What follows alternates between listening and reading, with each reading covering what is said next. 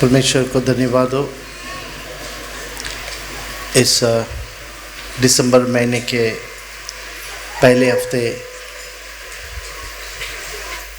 परमेश्वर के चरणों में आने के लिए परमेश्वर ने सहायता किए हैं। 11 महीना कैसे चले गया पता ही नहीं। थोड़े दिन में 2023 भी चला जाएगा और हम नए साल में प्रवेश करेंगे। हालेलुया। सो दिन बहुत रफ्तारी से दौड़ रहा है, सो हम उसमें दौड़ रहे हैं।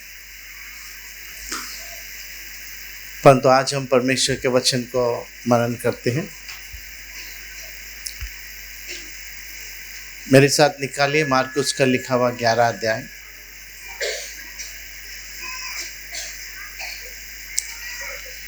मार्क चैप्टर 11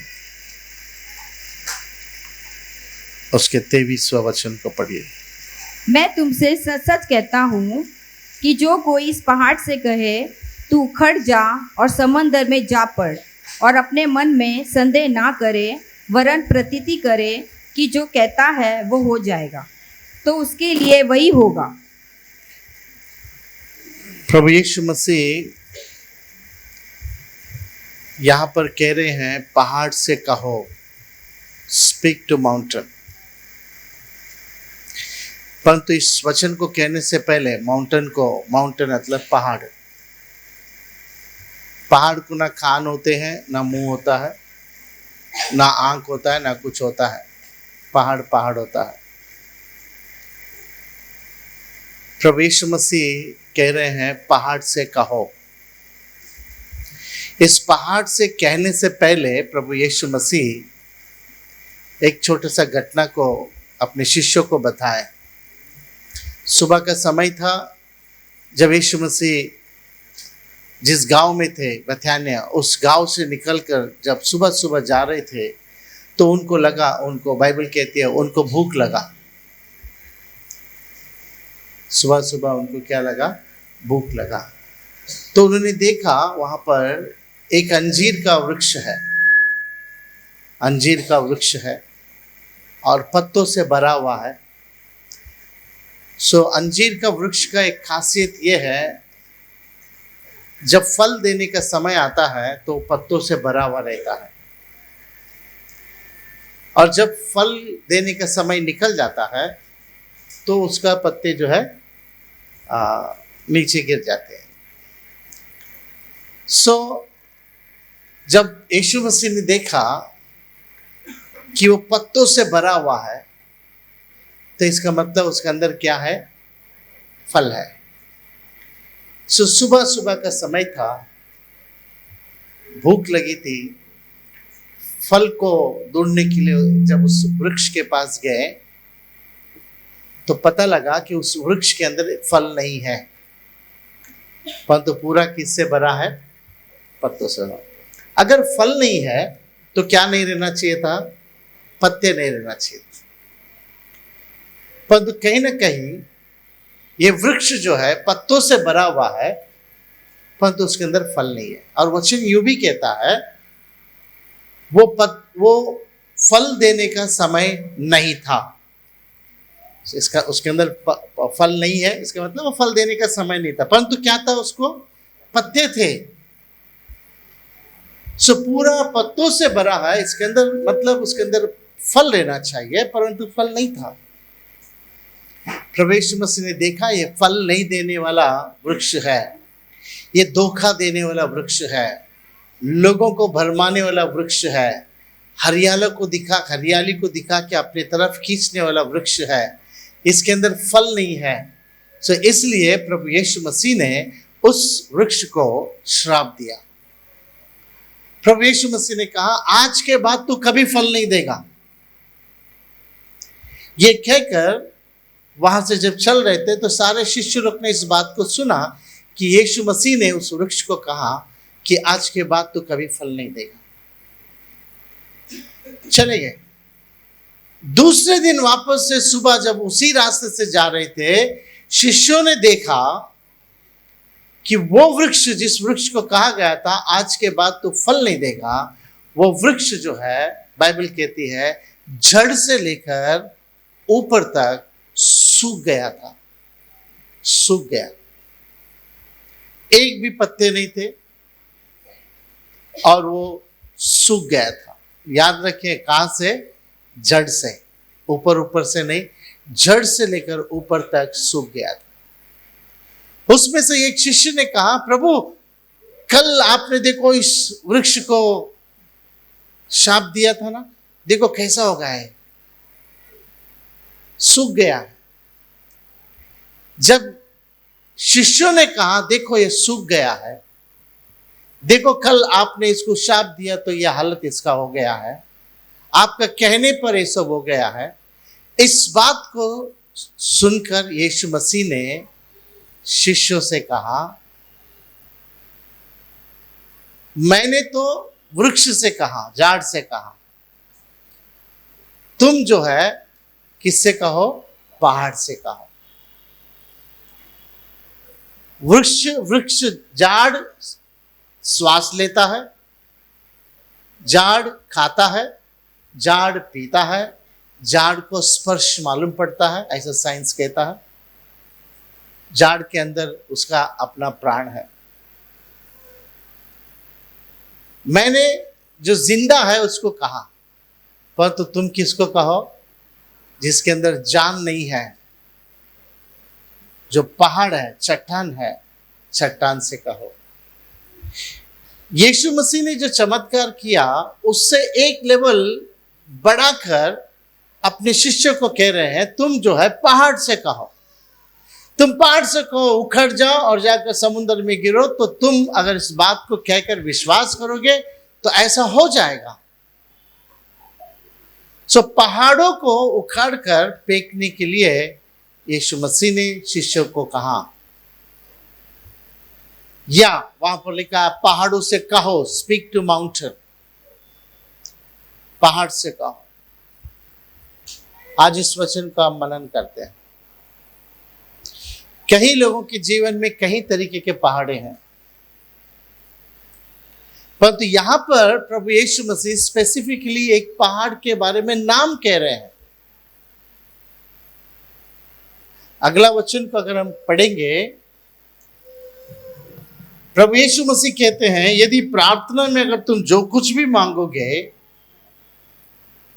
पढ़ते हैं 24, इसलिए मैं तुमसे कहता हूँ कि जो कुछ तुम प्रार्थना करके मांगो तो प्रतीति कर लो कि तुम्हें मिल गया और तुम्हारे लिए हो जाएगा। जब भी तुम प्रार्थना करते हो, ये प्रतीति करो, ये ऐलान करो कि हमें मिल गया है, मिल गया, मिल गया, मिल गया, मिल गया, मिल गया, मिल गया, मिल गया, तो क्या आखिर में क्या हो जाएगा? मिल जाएगा। जब भी तुम प्रार्थना करते हो, प्रतीति करो कि मैंने जो मांगा वो मुझे मिल गया, तो तुम्हें मिल जाएगा। पहाड़ को उखड़ जा कहकर अगर तुम प्रार्थना करोगे या पहाड़ से कहोगे या प्रार्थना करोगे तो वैसा हो जाएगा। मरे क्या पहाड़ है? ये पहाड़ का नाम क्या है? मैंने कहा हर एक को अपना अपना पहाड़ है, परंतु एक कॉमन पहाड़ को लेते हैं, सबका जीवन में होने वाला कॉमन पहाड़। अगले वचन को अगर देखें, वहां पर पहाड़ का नाम बताया गया है, पढ़ते हैं। और जब कभी तुम खड़े हुए हाँ। प्रार्थना करते हो तो यदि तुम्हारे मन में किसी के प्रति कुछ विरोध हो तो क्षमा करो, इसलिए कि तुम्हारा स्वर्गीय पिता भी तुम्हारे अपराध क्षमा करे। ये पहाड़ का नाम क्या है? अरे बोलिए ना, क्षमा करना। प्रभु यीशु मसीह कह रहे हैं, किसी के भी प्रति तुम्हारे मन में कुछ भी तरीके का द्वेष है या कुछ भी मनभेद है, सामने वाला व्यक्ति ने तुमको किसी तरीके की तकलीफ दिया है, तो प्रभु यीशु मसीह कहते हैं उनको क्या करो? क्षमा करो। अब क्षमा करना आसान नहीं है, इसीलिए हम क्षमा नहीं कर पाते हैं, क्योंकि वो चीज जो है ना, उन्होंने सामने जो किया है ना, वो चीज याद आते ही रहता है। एक व्यक्ति को इसने क्षमा किया कि नहीं किया बोल के हम नाप सकते हैं।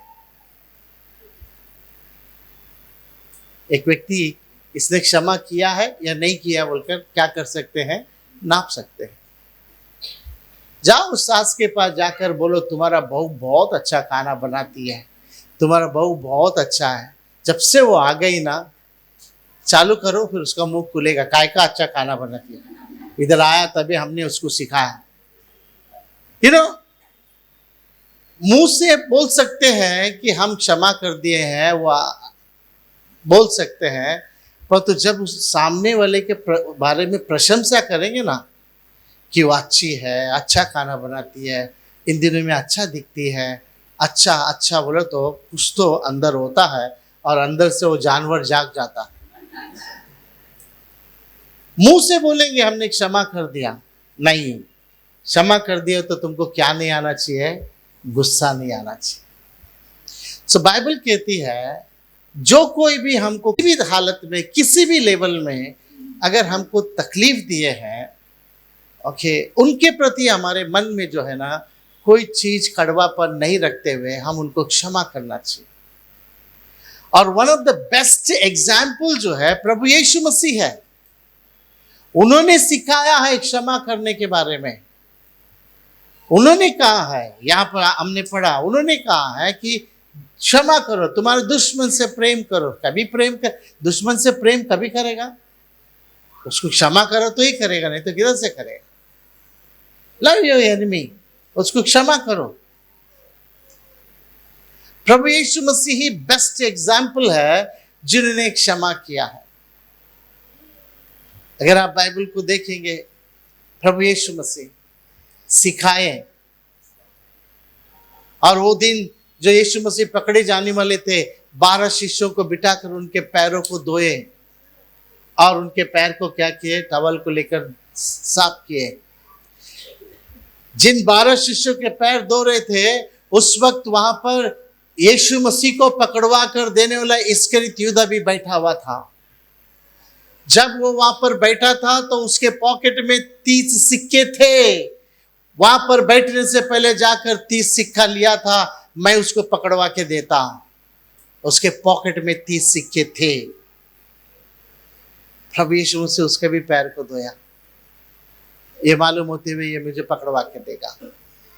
जब उसके प्रभु यीशु मसीह को पकड़े, उसके मुंह के ऊपर थूके, उसके दाढ़ी को खींचे, उसके सर के ऊपर जो है कांटे की ताज को रखकर मारे, 39 पटके मारे, 3 किले पर लटका दिए, उसके कपड़े को उतार दिए, तू परमेश्वर का पुत्र है तो उतरा, छोरों के बीच में लटका दिए। ये सब करते समय यीशु मसीह ने कहा, हे पिता इन्हें क्या कर। उन्होंने सिखाया और उन्होंने प्रैक्टिकल में उसको किया। ओके, सिखाना आसान है, प्रैक्टिकल में उसको अपने जीवन में अनुभव करना कठिन है। प्रभु यीशु मसीह ने क्रूस पर रहते समय में जिन्होंने भी उनको जो कुछ किया, उन सबको क्षमा किया। फादर फॉरगिव देम, क्षमा कर। इसलिए मैं कह रहा हूं क्षमा करना आसान नहीं है, क्योंकि वो एक पहाड़ है। सो प्रभु यीशु मसीह कहते हैं क्षमा करें। दुनिया को हिला देने वाला एक घटना जो है ओडिशा में हुआ, दुनिया को हिला दिया। ग्रैंडस्टैंड नाम का जो है ऑस्ट्रेलिया से अच्छा पढ़ाई करके, डॉक्टरी करके, वो अपने देश ऑस्ट्रेलिया में बहुत अच्छे से रह सकता था, अपनी पत्नी और बच्चों के साथ में बहुत अच्छा रह सकता था, एक अच्छा उत्तम जिंदगी जी सकता था। परंतु करे क्या, मसीह के लिए कुछ मैं करूं, मसीह के लिए मैं कुछ करूं, मेरा पढ़ाई जो है मैं अपने पढ़ाई से कुछ करूं मसीह के लिए। उसने सोचा मैं भारत देश जाता हूं। वो उड़ीसा में आया, उड़ीसा में आया, शहर में नहीं, जंगलों में जाकर रहने लगा। जंगलों में ट्राइबल लोगों के बीच में जाकर रहने लगा, और ट्राइबल लोगों को जो खोड़ी हुआ था उसमें से कीड़े को निकालता था, दवा करता था, मलम पट्टी करता था, खोड़ियों के बीच में प्रभु यीशु मसीह का प्रेम को बताया। हमारा भारत देश का समाज खोड़ियों को नजदीक नहीं लेता है, परंतु प्रभु यीशु मसीह का प्रेम उसके अंदर था, इसलिए उसने खोड़ियों के बीच में जाकर सेवकाई करने लगा। एक दिन जो है अपने दोनों बच्चों के साथ, दोनों बच्चे उसको बोला, डैडी हम लोग जीप में सोते हैं ना। क्या पता जब उसको मन लगा जीप में सोएंगे, बोला चलो बच्चों का खुशी के लिए जाकर जीप में सो गए। लोग जो है आए और उस जीप को पेट्रोल डालकर आग लगा दी। एक डॉक्टर जिसने अपनी सारी सेवकाई, अपना पढ़ाई, अपना पैसा, अपना टैलेंट, सब कुछ जो है गरीब खोड़ियों के बीच में डाल दिया। कुछ लोग जो है अच्छे काम तो नहीं कर सकते हैं, परंतु अच्छे काम करने वाले को सता सकते हैं। पूरे जीप के अंदर जो है पेट्रोल डालकर जिंदा 2 बच्चों के साथ जला दिया। ओके, और जिसने जलाया उसको कुछ नहीं लगा, मन में कुछ नहीं लगा, अच्छा लगा उसको, अरे मैंने एक बड़ा काम किया।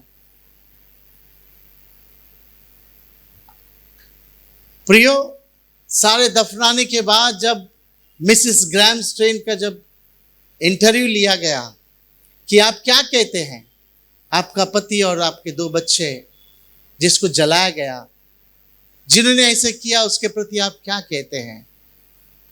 पूरा दुनिया हिल गया उसका एक वर्ड पर। जानते हो उसने क्या कहा? उसने कहा, परमेश्वर ने मेरे पापों को क्षमा किया है, मैं उनके पापों को क्षमा करती हूं।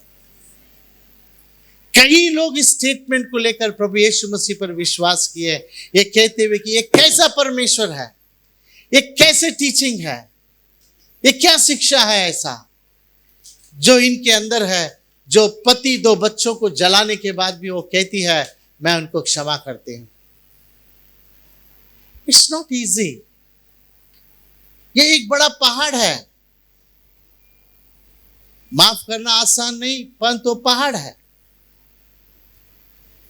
परंतु क्या करें, बाइबल कहती है पहाड़ों से कहो तुम अपने आप में कहना चाहिए मेरे अंदर से निकल जा। परमेश्वर को धन्यवाद। सिर्फ पापों को, सामने वाले के पापों को क्षमा करना ही नहीं, खर्चा भी पहाड़ है, गरीबी पहाड़ है, टेंशन पहाड़ है, नुकसान होना पहाड़ है, अच्छे काम को करने जाते समय में नई काम सक्सेस होना पहाड़ है, स्ट्रगल, तकलीफ, बीमारी के पर बीमारी पहाड़ है। हमको कहा जा रहा है कि आप पहाड़ से कहो, स्पीक टू माउंटेन। हमारा प्रॉब्लम क्या मालूम है, हम पहाड़ के बारे में कहते हैं। यीशु मसीह ने ये नहीं कहा कि पहाड़ के बारे में कहो, प्रभु यीशु मसीह ने कहा पहाड़ से कहो। ओके, पहाड़ से कहो कि तू उखड़ और निकल जा। वो कुछ भी हो पहाड़, जब हमारे यीशु मसीह कह रहे हैं पहाड़ से कहो, तो हमको पहाड़ से कहने के लिए सीखना चाहिए ना। बाइबल में कुछ पहाड़ जैसे कामों को पहाड़ से कहो, मतलब जो असंभव है, नहीं हो सकता है। ए पहाड़ ऐसा उकड़ के जाके पानी में गिरेगा, नहीं हो सकता। जो असंभव है, जो नहीं हो सकता है, वैसे कामों को करो, मुंह से कहो और करो। बाइबल में कुछ लोग जो है असंभव चीजों को किए हैं, ऐसा नहीं हो सकता है, साइंस उस बात को नहीं मानता है। ज्यादा पढ़े लिखे लोग जो साइंस में घुसते हैं ना, वो बात को नहीं मानते हैं, ऐसा कैसा होगा। अगर हम भी बाइबल पर, अगर परमेश्वर पर विश्वास नहीं करते तो हम भी कहते हैं ऐसे कैसा होगा, ऐसे थोड़ी होता है ना। बाइबल कहती है, एहजकेल की किताब उसके 37 वचन को निकालते हैं, बुक ऑफ एहजकेल उसके 37 चैप्टर। यहां पर परमेश्वर का आत्मा एहजकेल को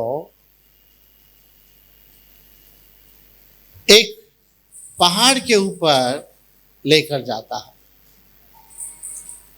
और ले जाकर एहेजकेल को कुछ दिखाकर और उससे एक सवाल पूछता है। पढ़ लेते हैं, हम लोग पढ़ लें शुरुआत से। यहोवा की शक्ति मुझ पर हुई और वह मुझ में अपना आत्मा समवा कर बाहर ले गया और मुझे तराई के बीच खड़ा कर दिया। वह तराई हड्डियों से भरी हुई थी।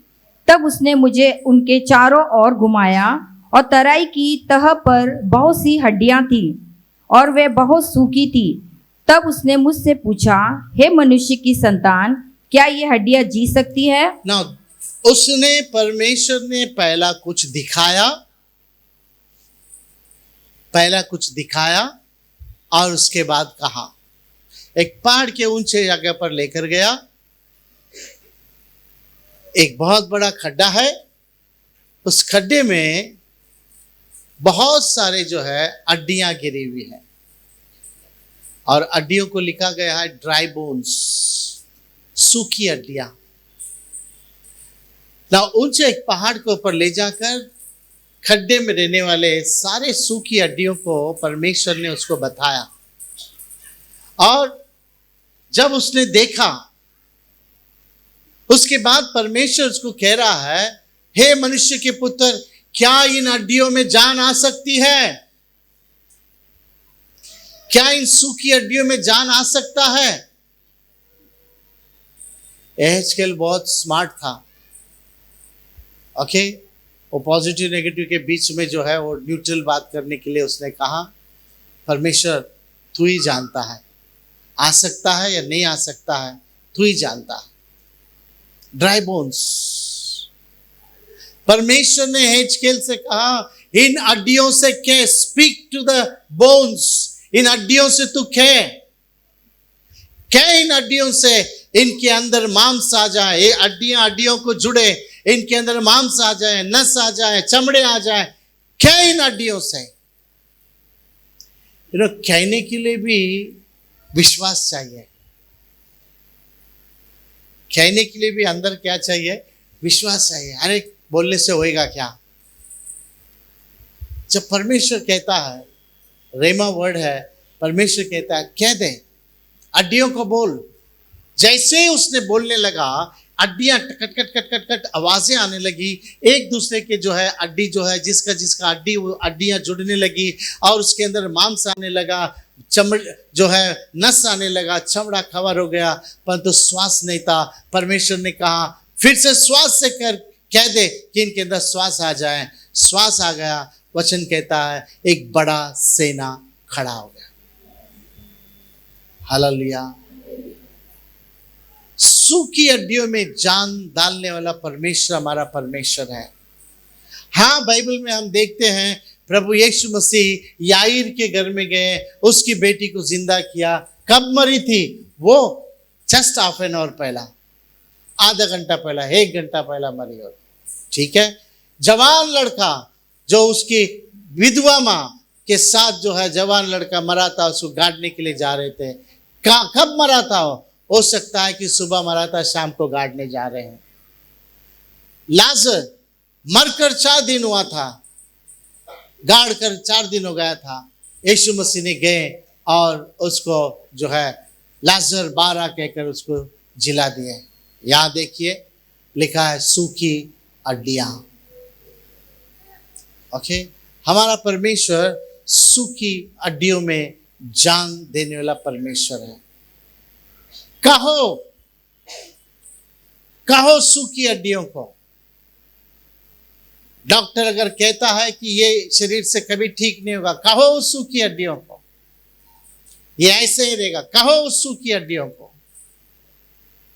याद रखिए कलीसिया, यदि आप प्रभु यीशु मसीह में है, तुम्हारे अंदर यीशु मसीह है, तुम्हारे अंदर परमेश्वर का वचन है, तो तुम्हारे मुंह से जो कहोगे वैसा होगा।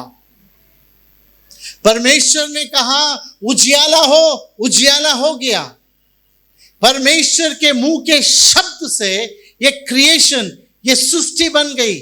आप भी आपके मुंह के शब्द से सृष्टि कर सकते हैं। जो नहीं है उसमें हाँ में परिवर्तन कर सकते हैं। परमेश्वर को धन्यवाद हो। परंतु वचन कहता है तुम्हारा विश्वास दृढ़ होना चाहिए। कैसे सूखी हड्डियों में जान आ सकता है? कैसे एक देश खड़ा हो सकता है?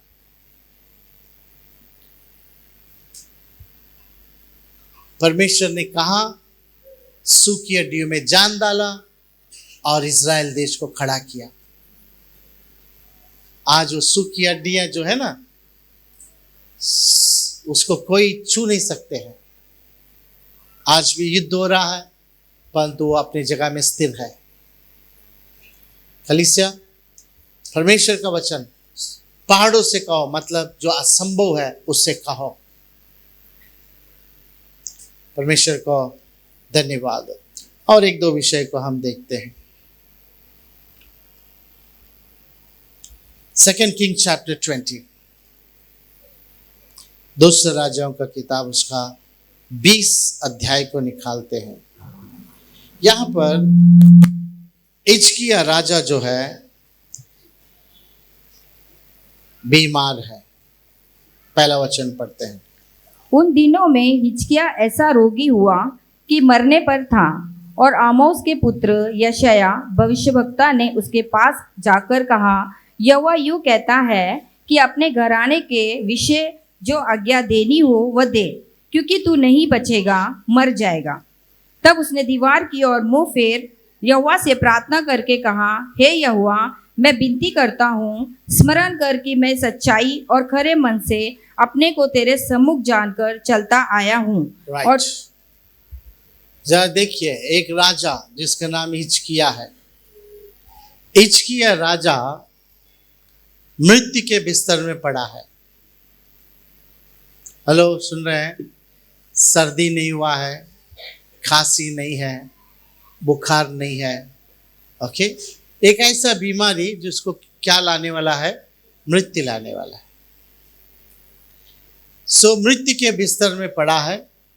कुछ तो बड़ा गांठ हुआ है, दर्द है, उन दिनों का कैंसर हो सकता है। ओके, ये जो बीमार लोगों को और बूढ़े लोगों को, बीमार लोगों को और बूढ़े लोगों को मृत्यु का खबर बहुत जल्दी से डर को लेकर आता है। बूढ़े लोगों के सामने अगर मृत्यु की बात करें तो उनको डर जल्दी आता है, अभी अपना भी नंबर लग जाएगा। या बीमार लोगों के पास भी जाकर जो है मृत्यु के बारे में बात करें तो जल्दी से डर लग जाएगा। मृत्यु की बातें हमको डराती हैं। यहां पर लिखा है हिजकिय्याह राजा जो है वो मृत्यु के बीमार में था। उसको ऐसा कोई गांठ हुआ था जिसकी खातिर उसको मृत्यु होने वाली थी। अब मृत्यु जो है हो सकता 2 महीने बाद, 3 महीने बाद होगा, परंतु यहां पर स्पेशल खबर आता है परमेश्वर की तरफ से, तू मरने पर है। ओके, तेरी जगह पर किसको राजा बनाना है, क्या करना है, जल्दी से कर, तू मरने पर है ना। इस बात को सुनकर वचन कहता है हिजकिय्याह राजा अपने बिस्तर से उठा, दीवार के तरफ गया और फूट फूट कर रोने लगा। देखिए, बाइबल में ऐसे भी कुछ राजाएं हैं जो मृत्यु के लिए डरे ने ये कहा कि तू मुझे मार, तू नहीं मारता तो मैं अपने आप को मरवा कर लूंगा ताकि मैं दुश्मन के हाथ से ना मरूं।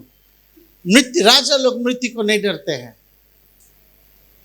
परंतु हिजकिय्याह राजा जीवन देने ले परमेश्वर के पास फूट फूट कर रोता है और परमेश्वर को कहता है, परमेश्वर, मैं जिस तरह खरा जीवन सच्चाई से जो मैंने किया है, जिया है, उसको जरा याद कर, याद कर। छोटा उम्र है, मेरे ख्याल से उसका शादी भी नहीं हुआ है। वो परमेश्वर से कहता, परमेश्वर रिमेंबर मैंने जो किया है, जिस तरीके से मैंने चला है, जिस तरीके से मैंने लोगों को मदद किया है, तेरे लोगों को जो मैंने किया, जरा परमेश्वर याद कर। मैं आपको कहना चाहता हूं, हम प्रभु यीशु मसीह में होकर जो भलाई के काम किए हैं ना, हम परमेश्वर को बोल सकते हैं, तू याद कर। आप कह सकते हैं। हिजकिय्याह राजा जीवन पाने के लिए परमेश्वर को कहता है, तू याद कर मैंने जो किया है। परमेश्वर ने याद किया और परमेश्वर ने यशायाह भविष्यद्वक्ता के द्वारा कहा, ठीक है, तो अभी मरेगा नहीं, तो और 15 साल जिएगा। और ये बात सुनकर हिजकिय्याह राजा क्या हो गया होगा, खुश, अपने को अभी और 15 साल मिल गया। खैर, मगर हिजकिय्याह कह रहा है, मुझे एक चिन्ह बता, मैं नहीं मरूंगा, मैं बीमारी से अच्छा होकर परमेश्वर के मंदिर में जाऊंगा, परमेश्वर को धन्यवाद की भेंट चढ़ाऊंगा, ऐसा होगा बोलकर परमेश्वर से मुझे चिन्ह चाहिए। ओके, ये चिन्ह बिन्ह जो है ना, ये शादी करने वाले लोग ज्यादा देखते हैं। ओके, ये लड़का मेरे लिए आए क्या, ये लड़की मेरे लिए आए क्या, एक चिन्ह बता। ये लोग सब हिजकिय्याह राजा के शिष्य लोग हैं। यहाँ पर वो कहता, परमेश्वर मुझे एक चिन्ह बता, परमेश्वर की ओर से मुझे एक चिन्ह बता। वो चिन्ह ये है, ऐसे कुछ चिन्ह बता जो मैं फिर से परमेश्वर के मंदिर में जाऊंगा और परमेश्वर की महिमा करूंगा। चिन्ह के प्रति देखिए बाइबल क्या कहती है, 8वां वचन से पढ़ते हैं। हिजकिय्याह ने यशायाह से पूछा, यहोवा जो मुझे चंगा करेगा और मैं परसों यहोवा के भवन को जा सकूंगा, इसका क्या चिन्ह होगा? इसका क्या चिन्ह होगा? ठीक है, यशायाह ने कहा, यहोवा जो अपने कहे हुए वचन को पूरा करेगा, वह इस बात का यहोवा की ओर से तेरे लिए यह चिन्ह होगा कि धूप कड़ी की छाया 10 अंश आगे बढ़ जाएगी या 10 अंश घट जाएगी। ना यहाँ पर ध्यान से सुनिए, यहाँ पर परमेश्वर के ओर से जो है यशायाह कहता है क्या चिन्ह चाहिए। ओके, क्या चिन्ह चाहिए? जो छाव, सूरज का छाव, सूरज का वो जो कहते हैं ना क्या, उन दिनों में जो टाइम जो है किससे देखते थे? सन डायल बोलते हैं। ओके, एक राउंड वाला होता था, एक ऐसा होता था। धूप का छाव जो है जैसे गिरा उसके अनुसार जो है टाइम को पहचानते थे ना। अभी हिजकिय्याह राजा माफ कर रहे, यशायाह भविष्यद्वक्ता पूछ रहे, ठीक है चिन्ह चाहिए, ठीक है। सूरज का जो प्रकाश गिरा है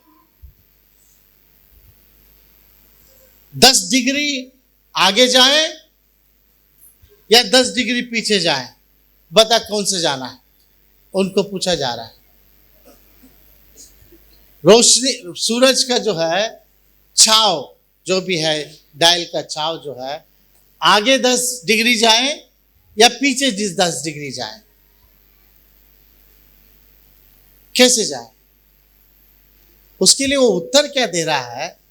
आगे तो जा सकता है, सूरज जैसे जैसे डूबने जाता है वैसे वैसे छाव क्या होता है, आगे आगे जाता है। आगे तो जा सकता है, मेरे को आगे नहीं, छाव क्या करो 10 डिग्री पीछे लेकर आओ। और बाइबल कहती है परमेश्वर ने वैसा किया। सूरज का जो छाव 10 डिग्री आगे गया था, उस 10 डिग्री को पीछे लेकर आकर बताया, तू परमेश्वर के मंदिर में जाएगा। हालेलुया। It is impossible. ऐसा कैसा हो सकता है? ऐसा हो ही नहीं सकता।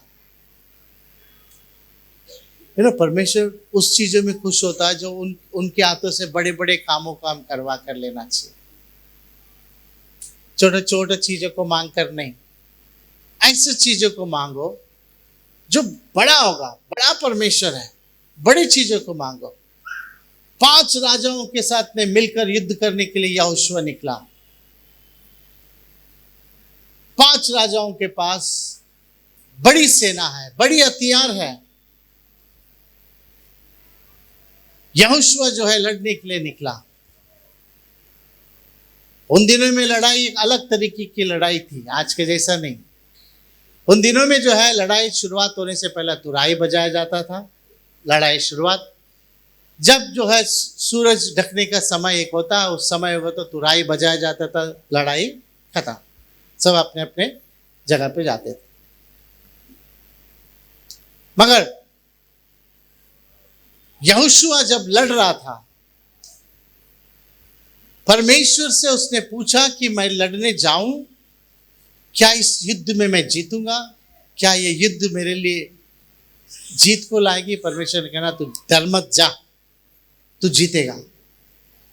और यहोशुआ जब लड़ने लगा और यहोशुआ अपने सारे सैनिक के साथ जो है दुश्मनों को मारता गया, हराता गया।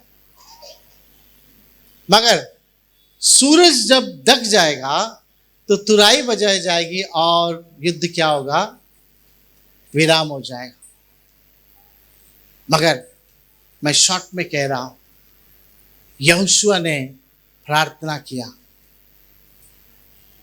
ये प्रार्थना क्या प्रार्थना थी? पढ़ लेते हैं यहोशुआ के प्रार्थना, जो book of Joshua chapter 10, Yehoshua का किताब, उसका 10वां अध्याय को निकालते हैं, पढ़ते हैं शुरुआत से। जब यरूशलेम के राजा अदोनी सेदेक ने सुना कि यहोशू ने एक को ले लिया और उसका सत्यानाश कर डाला है, और जैसा उसने यरीहो और उसके राजा से किया था वैसे ही ए और उसके राजा से भी किया है, और यह भी सुना कि गिबोन के निवासियों ने इस्राएलियों से मेल किया और उनके बीच रहने लगे हैं। 8वां वचन से पढ़ते हैं, जहां पर परमेश्वर जो है यहोशुआ को कहता है डर मत। हाँ, और यहोवा ने यहोशू से कहा उनसे मत डर, क्योंकि मैंने उनको तेरे हाथ में कर दिया है। हालेलुया। यहाँ पर जरा देखिए, 5 राजाओं के सेना बड़ा संख्या में है और वो सब युद्धवीर है। कैसे लड़ना है उनको मालूम है। और ये यहोशुआ के लोग जो है ये तो बंधुआई में थे, मिट्टी के काम कर रहे थे, बंधुआई में थे। वहां से निकलकर रास्ते में अभी आते समय रास्ते में दुश्मन है, रास्ते में दुश्मन लोग हैं और कहा जा रहा है कि उनके साथ लड़ना है। परमेश्वर बोलता तू जा लड़, मैं है ना, मैं तुम्हारे साथ में आएगा। याद रखो, हम अकेले नहीं है लड़ने के लिए, हमारे साथ में परमेश्वर है। और परमेश्वर है, जीत तो अपनी ही है, परंतु वो भी अपने तरीके में लड़ता है। ओके, मगर हम बहुत गद्दार लोग हैं। जीत होने के बाद देखा मैं कैसा किया, देखा मैंने कैसा आखिर में मैं जीत गया। ये नहीं सोचते परमेश्वर ने क्या किया। देखो, इस युद्ध में 5 राजा लोगों का सेना में हराने में परमेश्वर का हाथ क्या था, वो पढ़ते हैं, पढ़ें।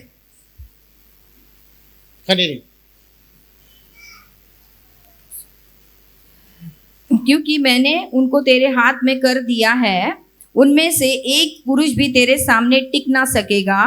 तब यहोशू रातों रात गिलगाल से जाकर एकाएक उन पर टूट पड़ा। तब यहोवा ने ऐसा किया कि वे इस्राएलियों से घबरा गए, और इस्राएलियों ने गिबोन के पास उनका बड़ा सहारान किया और बेतोरोन के चढ़ाव पर उनका पीछा करके अंजका और मक्केदा तक उनको मारते गए। ना सबसे पहले परमेश्वर ने दुश्मन के अंदर एक चीज को डाला, क्या मालूम है? हाँ, घबराहटपन। एक घबराहटपन को डाला। मैं तो कहता हूं कोई भी किसी भी दुश्मन को भी घबराहटपन ना है। घबराहटपन, बेचैनी, ना घर में बैठ सकते हैं। कई लोग ना घर में बैठ सकते हैं, ना सो सकते हैं, ना बैठ सकते हैं, ना चल सकते हैं, ना कुछ भी नहीं कर सकता। हमेशा मन में घबराहट। परमेश्वर अगर हमको विजय देना है तो सामने वाले के अंदर एक घबराहट को डालता है। वो घबराहट हमारे प्रति उसको डर लाता है, नंबर 1। फिर उसके बाद जो है युद्ध चला। हाँ, फिर जब वे इस्राएलियों के सामने से भागकर बेतोरोन की तराई पर आए, तब अजेका पहुंचने तक यहोवा ने आकाश से बड़े बड़े पत्थर उन पर बरसाए और वे मर गए। जो ओले ओलों से मारे गए उनकी गिनती इजरायलियों की तलवार से मारे हुए से अधिक थी। कौन सा लोग ज्यादा मरा? तलवार से क्या होले से? बड़े बड़े होले ऊपर से गिरा। ओके, यहोशुआ को चांस नहीं है ये बोलने के लिए, देखा हम लोग कितना लोगों को मारा। नहीं नहीं नहीं नहीं नहीं, बड़े बड़े होले गिरे और दुश्मन जो है उस होले लगने के खातिर गिरकर मर गए। कलीसिया, जब परमेश्वर हमारी ओर से लड़ता है ना, इस तरह लड़ता है। उसके हथियार अलग अलग है, अपना हथियार अलग है। ओके ना, वचन कहता है युद्ध में तलवार से मरने से भी ज्यादा लोग जो है होले से मरे। मगर यहोशुआ ने एक काम किया। क्या काम किया? नेक्स्ट वचन कहता है उसने एक प्रार्थना किया। ओके, ऐसा प्रार्थना, मनुष्यों का प्रार्थना परमेश्वर ने और किसी का भी नहीं सुना है। चलो पढ़ लेते हैं। हाँ, उस समय अर्थात जिस दिन यहोवा ने अमोरियों को इजरायलियों के वश में कर दिया, उस दिन यहोशू ने यहोवा से इजरायलियों के देखते इस प्रकार कहा, हे सूर्य तू गिबोन पर और हे चंद्रमा तू अय्योलोन की तराई के ऊपर थमा रहे। और सूर्य उस समय तक थमा रहा और चंद्रमा उस समय तक ठहरा रहा जब तक उस जाति के लोगों ने अपने शत्रुओं से बदला ना लिया। 14 वचन। ना तो उससे पहले कोई ऐसा दिन हुआ और ना उसके बाद जिसमें यहोवा ने किसी पुरुष की सुनी हो, क्योंकि यहोवा तो इजराइल की ओर से लड़ता था। तब हालेलुया। ना बाइबल कहती है यहोशुआ ने सूरज से कहा वहीं पर थाम जा, और चंद्रमा से कहा तो वहीं पर थाम जा। सूरज और चंद्रमा वहीं पर। ऐसा होता है क्या? ऐसा कैसा होता है? कोई साइंटिस्ट को बोलिए, बोला पागल बनाना है क्या मेरे को? हाँ, हेलो, मेरे यीशु मसीह ने कहा पहाड़ों से कहो। ये भी एक पहाड़ है जो हम असंभव है, मगर हमको कहने के लिए कहा है। यहोशुआ ने कहा थम जा, थम गया। अंधेरा होएगा तो युद्ध खत्म हो जाएगा, इसलिए अंधेरा नहीं होना चाहिए, शाम नहीं होना चाहिए। सूरज वहीं पर खड़ा रहा, तब तक खड़ा रहा तब तक सारा जो है दुश्मन खत्म हो गए। तब जो है सूरज अपने जगह पे जाके डूब गया। कलीसिया, यह असंभव चीज है, ऐसा हो नहीं सकता है। मगर परमेश्वर कहता है ओके, मुझसे भी बड़े बड़े कामों को तुम करोगे। यूहन्ना का लिखा हुआ 14 अध्याय उसका 12 वचन को अगर हम पढ़ेंगे, ये हमारा कैसा गुरु है, ये कैसा हमारा परमेश्वर है। ओके, जो हमें कहता है कि तुम मुझसे बड़े बड़े कामों को करोगे। पढ़ते हैं। मेरा विश्वास करो कि मैं पिता में हूँ और पिता मुझ में है, नहीं तो कामों ही के कारण मेरा विश्वास करो। यही है 14 चैप्टर वर्स 12। सॉरी, मैं तुमसे सच सच कहता हूँ कि जो मुझ पर विश्वास रखता है, जो मुझ पर विश्वास रखता है, ये काम जो मैं करता हूँ, जो काम मैं करता हूँ, वह भी करेगा, वरन इससे भी बड़े काम करेगा। इससे भी बड़े काम करेगा। कैसा गुरु है देखो हमारा। शिष्यों को बोलते हैं मेरे से बड़ा बड़ा काम करो। संसार में ऐसा कोई गुरु नहीं है, कोई गुरु ऐसा नहीं है कि वो कहता है कि मुझसे भी बड़े बड़े काम करो। सिर्फ यीशु मसीह है कहता है मुझसे भी बड़े बड़े कामों को करो। ओके, इसीलिए उस तूफान जब था, यीशु मसीह ने कहा घबराओ मत, मैं हूं, आई एम। पेतरस ने कहा अगर आप है तो मुझे भी पानी के ऊपर उस समुद्र के लहरों पर चलने की आज्ञा दे। यीशु ने कहा कम आना चाहिए। जिस लहरों को डर रहा था, जिस पानी को डर रहा था, जिस हवा को डर रहा था, उसी के ऊपर चलता हुआ यीशु मसीह के पास गया। असंभव है, कैसे समुद्र के पानी के ऊपर चल सकते हैं? असंभव है। मगर कहीं ना कहीं परमेश्वर खुद चाहता है, पहाड़ों से कहो। आज तुम्हारे सामने क्या पहाड़ है? गरीबी है, उससे कहो। बीमारी है, उससे कहो। टेंशन है, उससे कहो। शराब है, उससे कहो। कहो उससे कि तुम्हारे जिंदगी से निकल जाए, मगर पहाड़ के बारे में मत कहना। पहाड़ के बारे में मैं आपको एक सीक्रेट कहना चाहता हूं। जितना आप पहाड़ के बारे में कहोगे, सुनिए ध्यान से, जितना आप पहाड़ के बारे में कहोगे, पहाड़ और बढ़ता जाएगा और बड़ा होगा। पहाड़ बढ़ना, वो तुम्हारा और प्रॉब्लम में जाओगे। आप पहाड़ के बारे में मत बोलो, पहाड़ से बोलो कि वो तुम्हारे जीवन से निकल जाए। परमेश्वर अद्भुत काम करने के लिए तैयार है, और परमेश्वर में तुम्हारा विश्वास अटल रहना चाहिए। एक जगह पर मैं प्रार्थना चला रहा था। हर मंगलवार को लोग आते थे, तो एक बहन जो है, मलयाली बहन थी, अपने 2 बच्चों के साथ आती थी। हमेशा उसका एक ही प्रेयर रिक्वेस्ट था। वो प्रेयर रिक्वेस्ट ये है, मेरा पति जो है विदेश में है और मैं एक गोल्ड मेडलिस्ट नर्स हूं। पति के पास जाने के लिए मैंने 2 बार उस देश में एग्जाम दिया, 2 बार फेल हो गई हूं। तीसरा बार अगर मैं जाकर फेल हो जाऊंगी तो फिर उस देश में मैं कभी नहीं जा सकती हूँ उस हॉस्पिटल में काम करने के लिए। वहां पर सिर्फ 3 चांस दिया जाता है। प्लीज प्रार्थना करो कि मेरे 2 बच्चों के साथ मैं अपने पति के पास जाऊं। एवरी ट्यूसडे उसके लिए प्रार्थना किया जा रहा था। एक दिन जब मैं वचन दे रहा तो सामने बैठी थी। वचन देते देते मैंने उसको देखा, उसका सर जो है ना ऐसा बोपला जैसा हो गया था, राउंड। वचन देते देते मैंने देखा, बोला इसका चेहरा ऐसा क्यों हो गया, इतना सूझ गया। चलो ठीक है। वचन खत्म होने के बाद एज यूजुअल मैं लोगों को प्रार्थना करता रहा। तो मैंने उसका प्रेयर रिक्वेस्ट मुझे मालूम है, मैंने उससे कहा क्या हो गया आपको, ये क्या हो गया पूछना ही था। इतना जोर जोर से रोने लगी, इतना जोर जोर से रोने लगी। तो मैंने थोड़ा सा उसको रोने के लिए दिया चांस, हल्का होने दो। फिर मैंने उससे पूछा क्या बात है।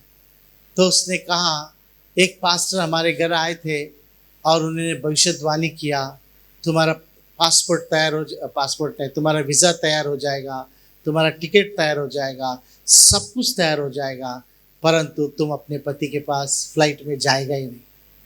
कुछ ना कुछ ऐसा रुकावट होएगा, तुम अपने पति के पास जाएगा नहीं। जब से मैंने सुना भविष्यवाणी, तब से रोके रोके रोके मेरा ये हालत हुआ। बोला ऐसा है क्या। तुरंत मुझे ना परमेश्वर का एक वचन याद आया, पति पत्नी अलग नहीं रहना चाहिए। मैं बोला चलो, बाइबल का वचन कहता है पति पत्नी अलग नहीं रहना चाहिए। तो मैंने उस बहन को कहा आंख बंद करो, मैं प्रार्थना करता हूँ। मैं आपको इस बात को इसलिए कहना चाहता हूँ, जो प्रार्थना उस दिन मैंने किया था, उसके पहले कभी ऐसा प्रार्थना मैंने नहीं किया था। ऑफ कोर्स उसके बाद उस दिन जो प्रार्थना किया मैं सीखा, उसके बाद मैं ऐसा प्रार्थना कई लोगों को किया है। मैंने उस बहन को कहा अपनी आंखों को बंद करो, प्रार्थना करते हैं। मैंने उस बहन के सर के ऊपर हाथ रखा और मैंने कहा हे परमेश्वर, ये बेटी को लॉर्ड आपने सहायता किया कि इसका वीजा इसको मिल जाए। धन्यवाद हो परमेश्वर, आपने सहायता किया कि इसको इसका टिकट इसको मिल जाए। तीनों बच्चों का टिकट वीजा रेडी हो गया, इसलिए धन्यवाद हो प्रभु। ये अपने सारे सामान को पैकिंग कर रही है। हे परमेश्वर, सारा पैकिंग करके लॉर्ड टैक्सी में बैठी है, टैक्सी एयरपोर्ट की तरफ जा रहा है। तो दोनों बच्चों को लेकर एयरपोर्ट के अंदर चले गई। परमेश्वर ये एयरपोर्ट के अंदर गई, सारा कामों को की, फ्लाइट में बैठ गई और फ्लाइट में अनाउंसमेंट हो रहा है सारे, अब जो है फ्लाइट उड़ने वाला है, थोड़े अपने बेल्ट को बांध ले। तो इसने अपने बेल्ट को बांध के ली और जब फ्लाइट उड़ने लगा, पेट में कुछ कुछ हो रहा है प्रभु इसको। मैंने प्रार्थना किया, बोला पेट में प्रभु इसको कुछ कुछ हो रहा है, क्योंकि होता है। ओके, फिर फ्लाइट चलने लगी। तो फिर मैंने कहा परमेश्वर अनाउंसमेंट हो रहा है कि इस अपने अपने बेल्ट को आप खोल सकते हैं। इसने बेल्ट को खोल दिया। फिर थोड़ा समय होने के बाद मैंने कहा, परमेश्वर लौड़ा, इस वक्त अनाउंसमेंट हो रहा है, आपने अपने बेल्ट को बांध लीजिए क्योंकि फ्लाइट उतरने वाला है। फिर उसने बांध के लिया। फिर नीचे उतरते समय इसका पेट में कुछ कुछ हो रहा है। फिर परमेश्वर उसने आखिर में उतर गई, अपने एयरपोर्ट में से बाहर आई, अपने हस्बैंड को ढूंढ रही है इधर उधर। वो उसका हस्बैंड उधर दिख रहा है, वो इसको देखा, ये उसको देखा, पिक्चर शॉट, ये उसको देखा, ये उसको देखा, वो दौड़ कर आ रहा है, ये भी अपने बच्चों को लेकर भाग रही है, अपने पति को अपने गले से लगा लिया, आखिर में पहुंच गए। प्रभु धन्यवाद।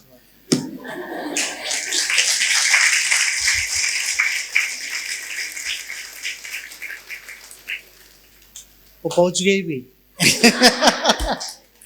वो पहुंच गई अपने दोनों बच्चों के साथ, एग्जाम दी, पास हो गई। जिस हॉस्पिटल में उसे काम मिलना था उस हॉस्पिटल में काम भी मिल गया।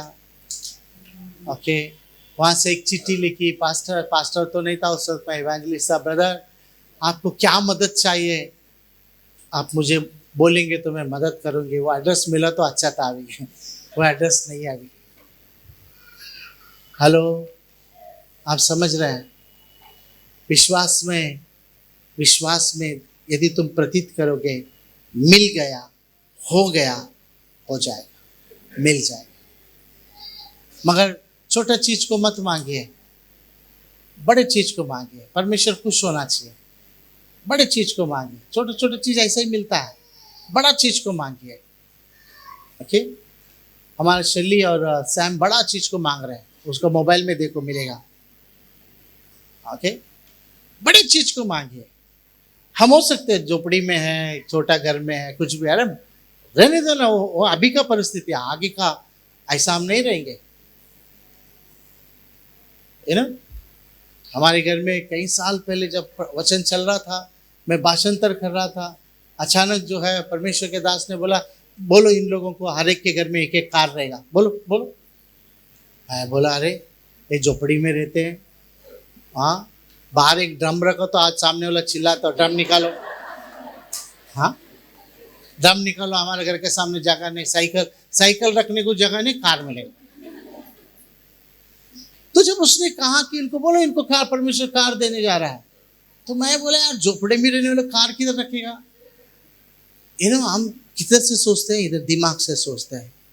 मैंने भी भाषांतर किया, परमेश्वर कह रहा है तुम लोग को आशीष से भरेगा, ऐसा बोला था उसने कहा परमेश्वर कह रहा है तुम लोगों को कार दे रहा है। मैंने बोला परमेश्वर तुम लोग को आशीष से भरेगा।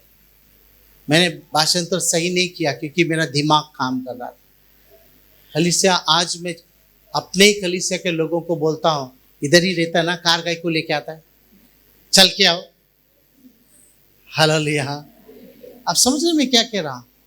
ये परमेश्वर कुछ भी कर सकता है। हम झोपड़ा को, ड्रम को, साइकिल को सोचते हैं, वो झोपड़ा टूटकर बिल्डिंग बनेगा, वो उस वक्त दिमाग में था ही नहीं, बन गया, कार आ गया।